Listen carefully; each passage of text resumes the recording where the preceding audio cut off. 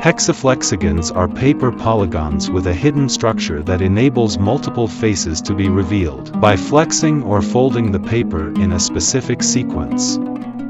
Let's follow the steps to create this amazing pattern. We start with cutting out our pattern using a sharp scissors. Once the pattern is cut out, proceed to fold along each marked dashed line, alternating the folds back and forth. This step creates the necessary flexibility for the hexaflexagon. Precision matters here. Even slight deviations during cutting and folding can affect the final result. Take your time and make sure every cut and fold is clean. Upon completing the initial folding, flip the pattern over and apply a thin layer of glue to the back surface. Avoid excessive adhesive, as it can hinder the pattern's flexibility. Now, fold the bottom half upwards, applying gentle pressure with your fingers. Allow a brief moment for the fold to set.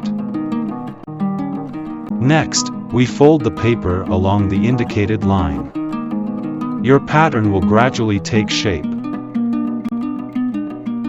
Once again, fold the paper along the designated line, ensuring the folded part overlaps the bottom portion. Now, rotate your pattern. Apply glue to the marked areas and securely join them together.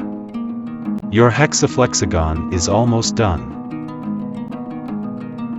Notice that the front side has a complete image while the back side looks fragmented. This is normal, as we will unfold the pattern from the front side. Allow a few minutes for the glue to dry. Then proceed to fold the pattern once more along each indicated line. Now, you can reveal all three sides of the pattern by gently pushing from the edges and pulling from the center. Each manipulation will unveil a new face, showcasing the captivating nature of hexaflexagons.